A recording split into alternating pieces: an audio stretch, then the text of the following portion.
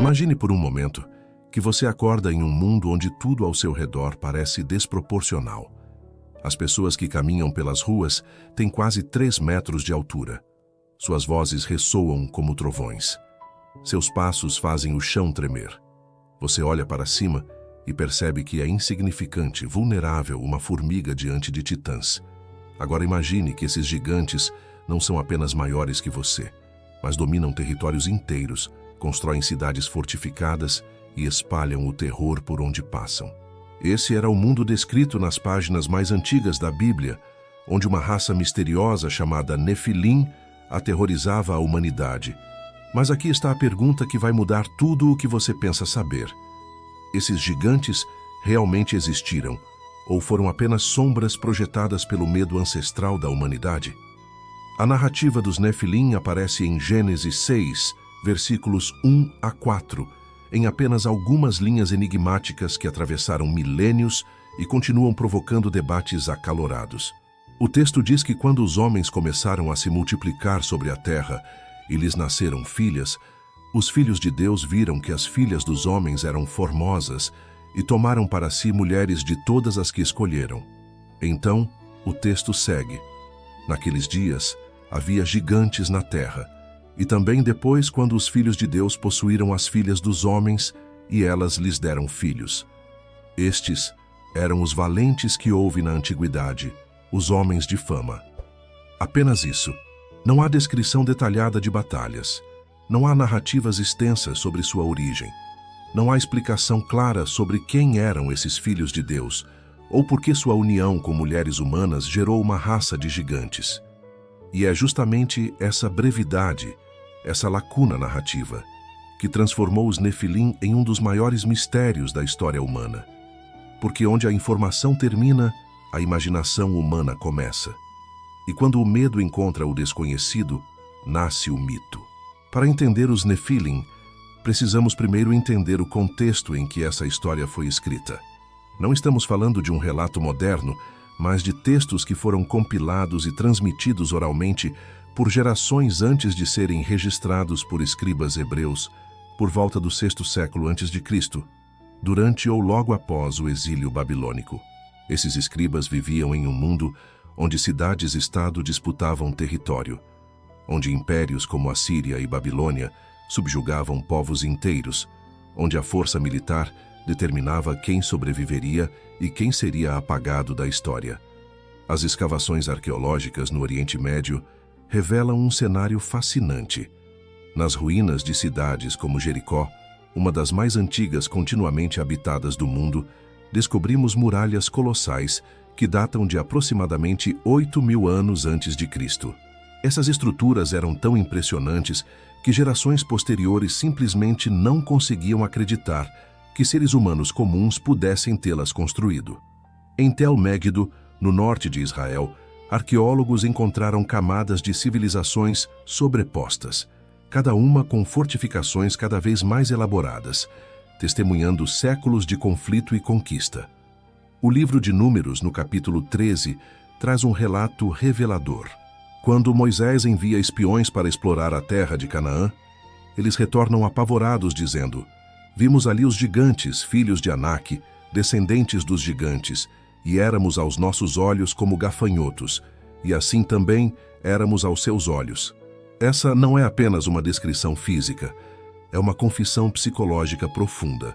Os espiões não estão apenas reportando o tamanho dos inimigos, estão expressando como se sentiram diante deles, insignificantes, impotentes, derrotados antes mesmo da batalha começar.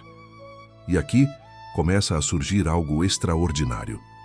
Quando arqueólogos escavaram as antigas cidades cananeias mencionadas na Bíblia, como Hebrom, onde supostamente viviam os descendentes de Anak, encontraram algo surpreendente.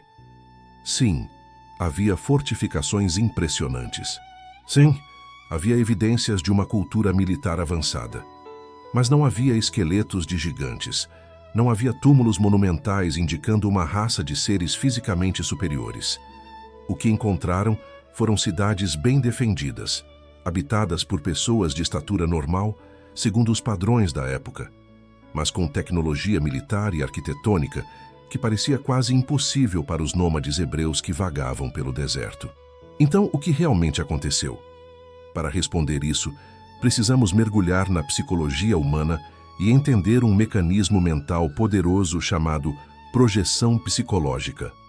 Quando nos deparamos com desafios que parecem insuperáveis, nossa mente tende a amplificar a ameaça, transformando obstáculos difíceis em impossíveis, adversários fortes em invencíveis. É um mecanismo de defesa que serve a um propósito evolutivo, nos manter alertas diante do perigo real.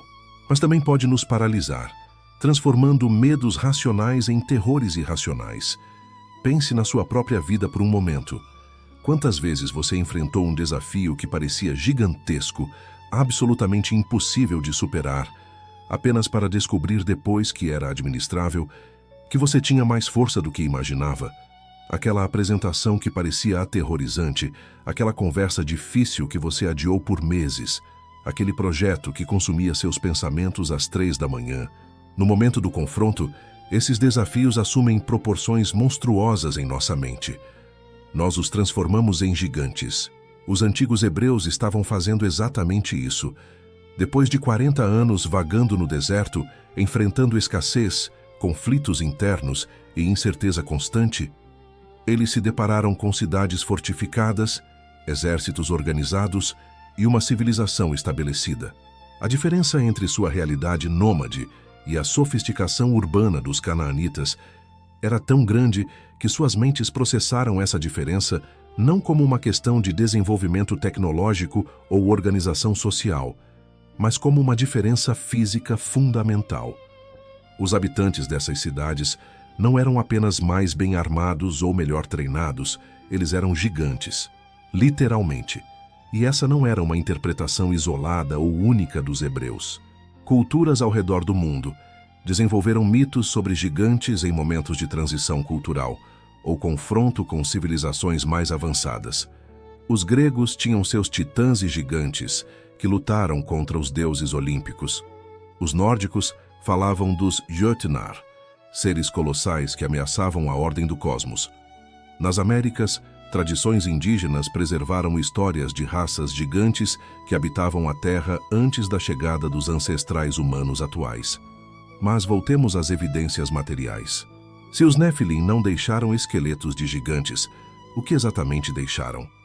As escavações em sítios arqueológicos do Levante Mediterrâneo, região que hoje compreende Israel, Palestina, Líbano e Síria, revelam um padrão interessante.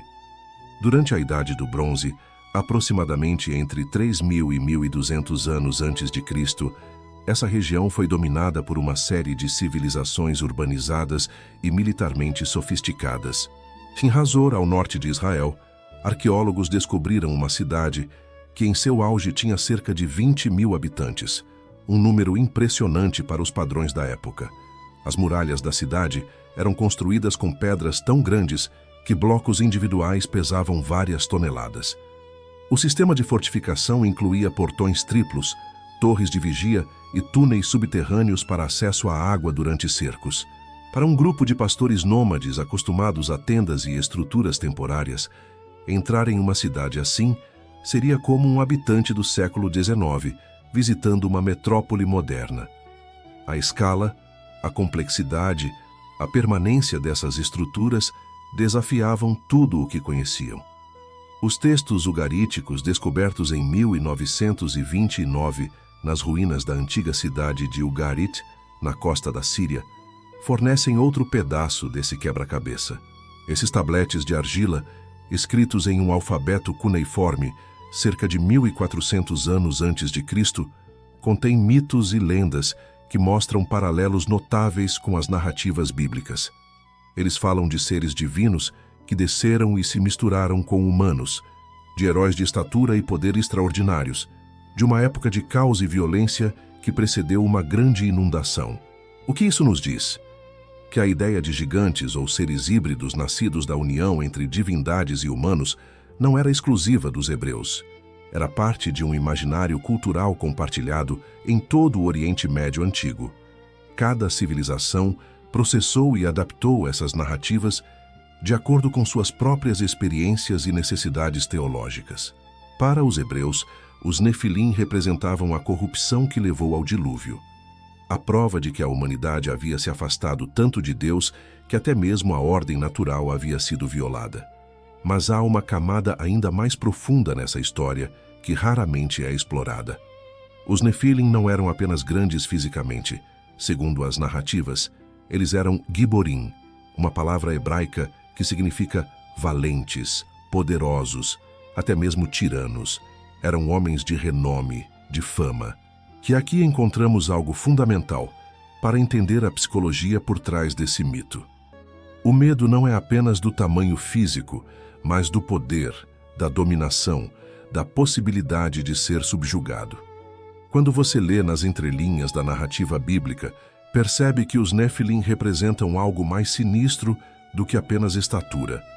Eles aparecem em Gênesis 6, imediatamente antes da declaração de Deus de que a terra estava cheia de violência e corrupção. Eles são apresentados como sintoma de um mundo que saiu dos trilhos, onde a força bruta substituiu a justiça, onde os poderosos tomavam o que queriam sem consideração pelos fracos. Isso nos leva a uma pergunta psicológica fascinante. Por que a humanidade cria mitos sobre monstros e gigantes? Psicólogos evolucionistas sugerem que essas narrativas servem funções sociais importantes. Primeiro, elas externalizam ameaças internas.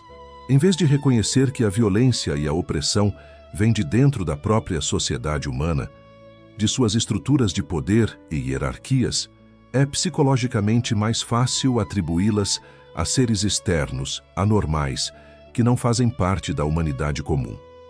Os Nefilim não são apenas humanos ruins ou tirânicos, eles são outra coisa, uma aberração, uma violação da ordem natural. Segundo, esses mitos criam coesão social. Quando enfrentamos um inimigo comum percebido como fundamentalmente diferente e ameaçador, nos unimos. As tribos de Israel, frequentemente divididas por conflitos internos, encontravam na narrativa dos gigantes de Canaã um motivo para a unificação. Não estavam apenas lutando por território, estavam enfrentando monstros, descendentes dos Nefilim, seres que não mereciam compaixão ou negociação. Agora avancemos para o século XXI. Com os avanços da genética, antropologia e arqueologia, o que a ciência moderna pode nos dizer sobre a possibilidade de uma raça de gigantes? Aqui, as evidências são claras e inequívocas. Todos os seres humanos modernos pertencem à mesma espécie, Homo sapiens. Nosso DNA mostra variações genéticas que resultam em diferenças de altura, estrutura corporal e características físicas, mas essas variações ocorrem dentro de um espectro bem definido. Existem sim condições genéticas que causam gigantismo. A acromegalia, por exemplo, resulta da superprodução do hormônio do crescimento e pode fazer com que indivíduos cresçam significativamente além da média. O homem mais alto já registrado com evidências médicas confiáveis foi Robert Wadlow, que atingiu 2,72 metros antes de morrer aos 22 anos. Mas essas condições são raras. Geralmente vêm acompanhadas de problemas de saúde graves e certamente não produziriam uma raça ou população inteira de gigantes saudáveis e dominantes militarmente. Análises de DNA extraído de esqueletos antigos do Oriente Médio, incluindo de períodos que corresponderiam à era dos Nefilim descritos na Bíblia, não mostram nenhuma evidência de uma população geneticamente distinta com características físicas extraordinárias. O que mostram é migração, mistura genética entre grupos, adaptações locais ao ambiente, mas nada que se assemelhe a uma raça híbrida de humanos e seres divinos ou uma linhagem de gigantes genuínos. Então, por que persistem relatos ocasionais de descobertas de esqueletos gigantes? Na era da internet, imagens de supostas escavações mostrando ossos colossais circulam regularmente, alimentando teorias de conspiração. A esmagadora maioria dessas imagens são falsificações digitais ou mal interpretações. Alguns são criações artísticas de concursos de manipulação de fotos. Outros são fotos de réplicas de dinossauros ou mamutes apresentadas enganosamente como restos humanos. Até hoje, nenhum museu de renome, nenhuma instituição científica séria possui em suas coleções esqueletos humanos genuínos que ultrapassem significativamente os limites conhecidos de variação humana. Mas se os Nefilim não eram literalmente gigantes genéticos, como devemos interpretar essas passagens bíblicas? Aqui entramos em território teológico fascinante, onde diferentes tradições oferecem leituras radicalmente diferentes do mesmo texto. A interpretação mais antiga, preservada em textos judaicos como o livro de Enoque, que não foi incluído no cânon bíblico, mas era amplamente lido nos primeiros séculos, apresenta os filhos de Deus como anjos caídos que desobedeceram à ordem divina, desceram à terra e se uniram a mulheres humanas. Essa interpretação cria uma narrativa dramática de rebelião cósmica, de anjos que abandonaram seu posto para satisfazer desejos carnais, gerando uma prole amaldiçoada que espalhou violência e corrupção por toda a terra. O livro de Enoque elabora extensivamente sobre isso, nomeando os líderes desses anjos caídos, descrevendo os conhecimentos proibidos que ensinaram à humanidade, desde artes de guerra até magia e astrologia. Segundo essa tradição, os Nefilim eram literalmente híbridos, nem totalmente angelicais nem totalmente humanos, e sua existência era tão aberrante que contribuiu para a decisão divina de destruir o mundo através do dilúvio. No entanto, muitos estudiosos bíblicos judeus e cristãos modernos rejeitam essa interpretação. Eles apontam que em outras partes da Bíblia hebraica, a expressão filhos de Deus frequentemente se refere a humanos, especificamente à linhagem de Sete, o terceiro filho de Adão e Eva, nascido após o assassinato de Abel. Segundo essa leitura, Gênesis 6 estaria descrevendo não uma união entre seres celestiais e terrestres, mas entre duas linhagens humanas, os descendentes de Sete, que mantinham devoção a Deus, e as filhas dos homens, descendentes de Caim, marcadas pela violência desde sua origem. Nessa interpretação, os Nefilim não seriam produto de genética sobrenatural, mas consequência de escolhas humanas ruins. Quando a linhagem justa se corrompeu ao escolher parceiras baseadas apenas em atração física, sem consideração por compatibilidade espiritual, o resultado foi uma geração de pessoas poderosas, mas moralmente falhas, Giborim que usaram sua força e influência para oprimir e dominar. Gigantes não de corpo, mas de ego, de ambição, de capacidade para causar sofrimento. E aqui, chegamos a algo verdadeiramente fascinante. Se você estudar mitologias ao redor do mundo, descobrirá que praticamente todas as culturas têm histórias sobre uma era antiga, quando gigantes caminhavam pela terra. Na mitologia grega, os gigantes nasceram do sangue de Urano quando foi castrado por Cronos, e travaram guerra contra os deuses olímpicos. Na tradição nórdica, os Jötnar existiam antes dos próprios deuses e representavam as forças caóticas da natureza. Nas lendas celtas, os Fomorians eram uma raça de seres gigantescos e geralmente hostis que habitavam a Irlanda antes da chegada dos Tuatha Dé Danann. Atravessando para o continente americano, tribos nativas americanas de diferentes regiões preservaram tradições orais sobre uma raça de gigantes que foram eventualmente derrotados ou destruídos. Os Paiute do Nevada falam dos Sitekah, gigantes ruivos canibais que viviam em cavernas. Os Choctaw do sudeste dos Estados Unidos têm lendas sobre Nahulu, uma raça de gigantes brancos. Os Comanche contavam histórias sobre uma tribo de pessoas extraordinariamente altas que habitavam as planícies antes deles. O que explica essa universalidade? Psicólogos junguianos argumentariam que gigantes representam arquétipos do inconsciente coletivo, símbolos de forças que nos precedem e nos superam, sejam elas naturais, sociais ou psicológicas. Antropólogos culturais sugerem explicações mais práticas. Quando povos antigos encontravam ossos fossilizados de megafauna extinta, como mamutes, mastodontes ou preguiças gigantes, sem conhecimento de paleontologia, naturalmente interpretavam esses restos como pertencentes a seres humanoides gigantes. Há também a teoria de que esses mitos preservam memórias distorcidas de encontros entre populações humanas de diferentes eras de desenvolvimento. Quando grupos de caçadores-coletores se deparavam com sociedades agrícolas estabelecidas com arquitetura monumental, a diferença de poder e capacidade técnica poderia ser processada mitologicamente como uma diferença de espécie ou tamanho. Suas construções são tão grandes que os construtores devem ter sido gigantes, mas independentemente da origem histórica ou veracidade literal dessas narrativas, seu impacto psicológico é inegável e profundo. Viver acreditando que o mundo já foi habitado por seres mais poderosos, que eras de glória e força extraordinária precederam a nossa, afeta fundamentalmente como vemos a nós mesmos e nosso lugar no cosmos. Cria uma narrativa de declínio, de perda, de um passado que era mais intenso, mais dramático, mais significativo do que o presente. Essa mentalidade está profundamente entranhada em muitas tradições religiosas e culturais. A ideia de uma idade de ouro perdida, de um tempo em que deuses ou semideuses caminhavam entre mortais, de heróis cuja coragem e força nunca mais seriam igualadas. Psicologicamente, isso serve tanto para inspirar quanto para desencorajar. Inspira porque fornece modelos, ainda que mitológicos, de grandeza humana. Desencoraja porque estabelece padrões impossíveis, sugerindo que nossa era é diminuída, que nunca poderemos alcançar as alturas daqueles que vieram antes.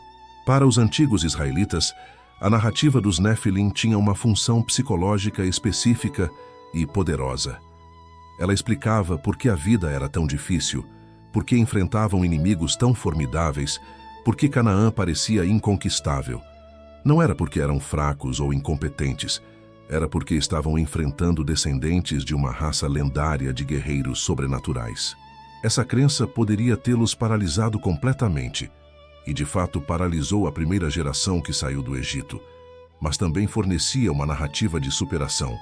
Se Deus estava com eles, poderiam derrotar até mesmo gigantes. A fascinação com os Nefilim não diminuiu com o tempo, na verdade. Experimentou um ressurgimento dramático na cultura popular moderna. Livros, filmes, séries de televisão e jogos de videogame incorporaram essas figuras enigmáticas de diversas maneiras. Na série de romances de fantasia urbana, anjos caídos e Nefilim frequentemente aparecem como protagonistas ou antagonistas complexos, navegando entre dois mundos, nunca totalmente pertencentes a nenhum deles. Essa reinvenção moderna dos Nefilim diz muito sobre nossos próprios medos e fascinações contemporâneos. Em uma era de avanços tecnológicos rápidos, modificação genética e debates sobre transhumanismo, a ideia de seres híbridos que transcendem limitações humanas normais ressoa de maneiras novas. Não estamos mais preocupados com anjos descendo do céu, mas com laboratórios criando humanos geneticamente aprimorados, com inteligência artificial superando capacidades humanas, com tecnologias que prometem nos transformar em algo mais do que meramente humano.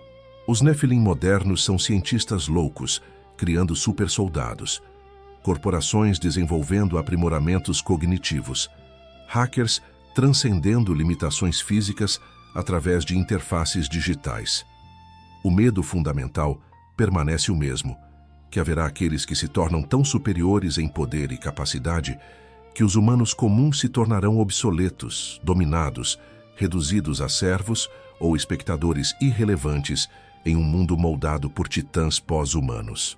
Mas retornemos ao texto bíblico e ao momento que talvez melhor captura a psicologia dos gigantes. Em Números 13, quando os 12 espiões retornam de explorar Canaã, 10 deles espalham um relatório aterrorizante. Eles descrevem cidades fortificadas, povos fortes e especialmente enfatizam os filhos de Anak, gigantes diante dos quais se sentiram como gafanhotos. O pânico que espalham é tão eficaz que toda a comunidade de Israel passa a noite gritando, chorando, desejando ter morrido no Egito ou no deserto. Apenas 2 espiões, Josué e Calebe, oferecem uma perspectiva diferente. Eles não negam que as cidades são fortificadas ou que os habitantes são formidáveis. mas insistem que com Deus ao lado deles, a conquista é possível. Essencialmente, estão propondo uma recalibração psicológica fundamental. Parem de focar no tamanho do inimigo e comecem a focar no poder do aliado. A congregação rejeita essa perspectiva. Chegam ao ponto de querer apedrejar Josué e Calebe. Por quê? Porque o medo já havia se instalado tão profundamente que qualquer voz de esperança ou coragem era percebida como ingenuidade perigosa ou engano deliberado. Essa é uma dinâmica psicológica que vemos repetidamente em grupos humanos. Quando o pessimismo e o medo dominam, otimismo é tratado como traição. A consequência dessa recusa é que aquela geração inteira é condenada a vagar no deserto por 40 anos até morrer. Apenas seus filhos, aqueles que não foram contaminados pelo trauma do Egito e pelo medo paralisante dos gigantes, entrariam na terra prometida. E quando finalmente entraram, sob a liderança de Josué, descobriram que os gigantes poderiam ser derrotados. As cidades fortificadas poderiam ser tomadas. O impossível era possível. Aqui encontramos um dos insights psicológicos mais poderosos de toda a narrativa bíblica: a profecia autorrealizável. Os 10 espiões disseram que não poderiam conquistar Canaã porque os habitantes eram gigantes. E estavam certos, mas não porque os habitantes fossem literalmente gigantes. Estavam certos porque acreditavam que eram gigantes, e essa crença os tornou incapazes de lutar efetivamente.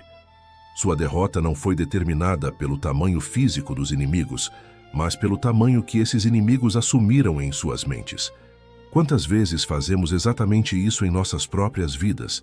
Enfrentamos um desafio, uma oportunidade, um risco, e nossa mente imediatamente começa a ampliá-lo, transformá-lo em algo monstruoso e insuperável. Aquele projeto de carreira se torna um gigante impossível. Aquela conversa difícil se torna um titã ameaçador. Aquele sonho guardado no coração se torna um nefilim zombando de nossa pequenez. E então, convencidos de nossa inadequação, nem mesmo tentamos. Nos retiramos para o deserto, para a segurança do conhecido e do medíocre, deixando a terra prometida para aqueles com coragem de enfrentar gigantes. A psicologia cognitiva moderna chama isso de viés de negatividade e catastrofização. Nossos cérebros evoluíram para dar mais peso a ameaças potenciais do que a oportunidades. Isso fazia sentido quando nossos ancestrais enfrentavam predadores reais nas savanas africanas. Superestimar o perigo de um leão tinha custos mínimos, subestimar tinha custos fatais. Mas no mundo moderno, esse mesmo mecanismo nos leva a superestimar constantemente riscos sociais, profissionais e psicológicos, transformando desafios administráveis em gigantes insurmontáveis. Mas aqui está algo extraordinário que a arqueologia revela. Quando escavamos as ruínas das antigas cidades cananeias, que supostamente eram habitadas por gigantes, encontramos evidências de que foram de fato conquistadas e destruídas durante o período aproximado da conquista israelita descrita na Bíblia.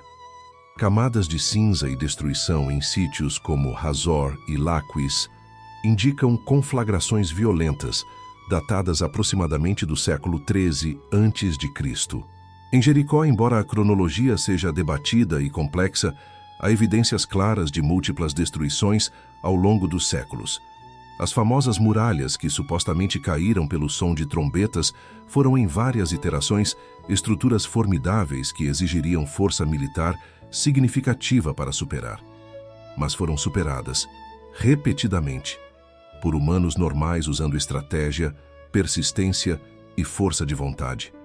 Em outras palavras, os gigantes foram derrotados, não porque deixaram de ser assustadores ou porque suas fortificações deixaram de ser impressionantes, mas porque aqueles que os enfrentaram escolheram focar em possibilidades em vez de impossibilidades, em ação em vez de paralisia.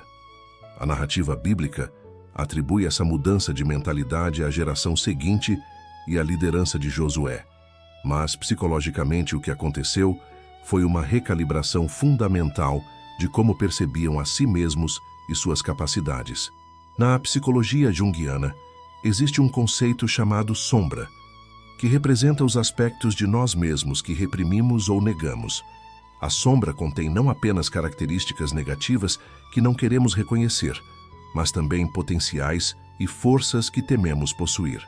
Os Nefilim, nessa interpretação, podem ser vistos como projeções da sombra coletiva de Israel. Representam tanto o medo de serem dominados, quanto o desejo reprimido de dominar, tanto a angústia de serem pequenos, quanto a ambição negada de serem grandes. Quando os israelitas chamavam seus inimigos de gigantes, estavam simultaneamente diminuindo a si mesmos e elevando o outro a proporções míticas. Mas essa projeção também revela um reconhecimento inconsciente de poder. Afinal, gigantes são dignos de batalha. Lutar contra gigantes é heróico. Se você está enfrentando gigantes, então, por mais aterrorizado que esteja, também está implicitamente afirmando que é significativo o suficiente para estar nessa arena. Isso explica por que essas narrativas persistem e continuam a ressoar. Não porque literalmente acreditamos em raças de gigantes genéticos, mas porque todos nós enfrentamos gigantes psicológicos. Todos nós temos essas forças em nossas vidas que parecem desproporcionalmente grandes, ameaçadoras, invencíveis. E todos nós lutamos com a questão fundamental: eu sou um gafanhoto diante desses desafios ou sou capaz de mais do que imagino? Há ainda outra camada nessa narrativa que merece exploração. Em várias tradições teológicas, os Nefilim representam não apenas força física ou poder, mas a corrupção que vem quando o poder é separado de moralidade. Eles são descritos como giborim, valentes, mas não como tzadikim, justos. São famosos, renomados, mas sua fama está associada à violência que encheu a terra antes do dilúvio. Essa é uma observação profunda sobre a natureza do poder. Força sem sabedoria, capacidade sem compaixão, influência sem integridade, essas combinações produzem tirania. E tirania, seja exercida por gigantes literais ou figurativos, é o que destrói sociedades. O texto bíblico sugere que foi precisamente a ascensão desses poderosos, sem princípios, que levou Deus a lamentar ter criado a humanidade e decidir recomeçar através do dilúvio. Na história humana real, vemos esse padrão repetidamente. Impérios que crescem através de conquista brutal eventualmente entram em colapso sob o peso de sua própria violência. Líderes que consolidam poder através de opressão são eventualmente derrubados, às vezes por revoluções sangrentas, às vezes por decadência interna. Os Nefilim, nesse sentido, representam não uma aberração genética, mas um padrão sociopolítico recorrente. A concentração de poder nas mãos daqueles que o usarão sem restrição. Mas há também uma leitura mais pessoal e transformadora dessa narrativa. E se os verdadeiros gigantes que devemos enfrentar não estão fora de nós, mas dentro? E se os Nefilim representam não populações externas, mas nossas próprias tendências internas à arrogância, dominação e uso egoísta de poder? Cada um de nós tem capacidade para gigantismo moral, para inflar nosso próprio senso de importância, para justificar causar dano aos outros em nome de nossos objetivos, para nos tornarmos, em escala pessoal, aqueles giborim que tomam o que querem sem consideração pelos fracos. E cada um de nós também enfrenta gigantes internos, medos que nos paralisam, vícios que nos dominam, padrões de pensamento que nos aprisionam em ciclos de autossabotagem.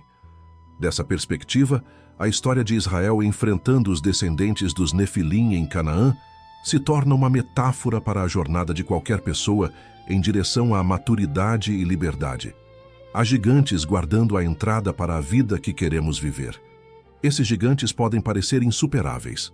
Nossa primeira reação pode ser recuar, declarar a tarefa impossível, aceitar uma existência menor e mais segura vagando no deserto de nossas zonas de conforto. Mas há outra opção. Podemos escolher confiar que temos recursos que não sabemos que temos. Podemos escolher dar o primeiro passo mesmo quando tudo em nós grita para recuar. Podemos escolher redefinir o que significa ser grande, não em termos de dominar outros, mas em termos de superar a nós mesmos. Então, voltamos à pergunta original. Os Nefilim eram mito, Genética ou projeção psicológica? A resposta, como frequentemente acontece com questões profundas, é complexa e em camadas. Geneticamente, não há evidência de uma raça híbrida de humanos e seres celestiais ou de uma população de gigantes genuínos habitando o antigo Oriente Médio. A ciência é clara sobre isso. Mitologicamente, os Nefilim fazem parte de um rico tapete de narrativas culturais compartilhadas que expressam ansiedades humanas universais sobre poder, dominação e o confronto entre fraqueza percebida e força aparentemente insuperável. Essas histórias servem funções psicológicas e sociais importantes, ajudando comunidades a processar traumas, explicar desafios e criar coesão diante de ameaças externas. Psicologicamente, os Nefilim representam um mecanismo profundamente humano de amplificar ameaças, transformar adversários formidáveis em monstros invencíveis e projetar nossos medos internos em formas externas tangíveis. Eles são os gigantes que criamos em nossas mentes quando confrontados com desafios que testam os limites de nossa coragem e capacidade. Mas talvez o aspecto mais poderoso e duradouro dessa narrativa seja o que ela nos ensina sobre superação. Porque o que acontece após Números 13 é tão importante quanto o que acontece nele. A geração que viu gigantes e recuou morre no deserto, mas seus filhos, liderados por Josué, que 40 anos antes havia sido um dos 2 espiões que disseram que os gigantes poderiam ser derrotados, entram em Canaã e conquistam exatamente as mesmas cidades fortificadas que seus pais consideraram impossíveis. Os gigantes não encolheram. As fortificações não se tornaram mais fracas. O que mudou foi a mentalidade, a disposição de agir apesar do medo, a escolha de focar no possível em vez de fixar no impossível. E cidade após cidade, território após território, os descendentes daqueles que se viram como gafanhotos provaram que eram capazes de derrubar gigantes. Hoje, milênios depois que essas histórias foram primeiro contadas ao redor de fogueiras no deserto, continuamos enfrentando gigantes. Eles não têm 3 metros de altura e não empunham espadas de bronze, mas são igualmente reais em seu impacto psicológico. São as injustiças sistêmicas, que parecem grandes demais para mudar. São os problemas globais, que parecem vastos demais para serem resolvidos por indivíduos. São os desafios pessoais, que parecem profundos demais para superar. E continuamos tendo que fazer a mesma escolha que aqueles espiões fizeram há tanto tempo. Vemos gigantes e nos vemos como gafanhotos. Ou vemos desafios significativos e reconhecemos em nós mesmos capacidade que ainda não totalmente compreendemos. Recuamos para a segurança do familiar, contando histórias sobre por que era impossível de qualquer maneira, ou damos o primeiro passo em direção à Terra Prometida, sabendo que o caminho será difícil, mas confiando que não estamos sozinhos e que somos mais fortes do que nossos medos nos dizem. Os Nefilim, sejam eles o que forem ou tenham sido, deixaram um legado, não de ossos gigantes ou artefatos sobrenaturais, mas de uma questão que cada geração deve responder por si mesma. Diante do que parece impossível, escolhemos acreditar em gigantes ou acreditar em possibilidades. A resposta que damos a essa pergunta não apenas determina o que tentamos, mas, em última análise, quem nos tornamos. Porque, no final, talvez os verdadeiros gigantes não sejam aqueles que enfrentamos, mas aqueles que nos tornamos quando escolhemos crescer para atender o tamanho de nossos desafios em vez de encolher para caber em nossos medos. Talvez a lição mais profunda dos Nefilim seja que o tamanho nunca foi a questão real. A questão sempre foi: você escolherá ser um gafanhoto ou um gigante Slayer? Você vagará no deserto de seus medos ou marchará em direção à terra de suas possibilidades? E talvez, apenas talvez, quando finalmente tivermos a coragem de enfrentar nossos gigantes, descobriremos o que Josué e Caleb sempre souberam: que o que parecia impossível era apenas difícil, que o que parecia insuperável era apenas assustador, e que nós, pequenos e imperfeitos como somos, carregamos dentro de nós uma força que pode derrubar muralhas e conquistar cidades e transformar o impossível em inevitável. não porque somos gigantes, mas porque paramos de acreditar que precisávamos ser.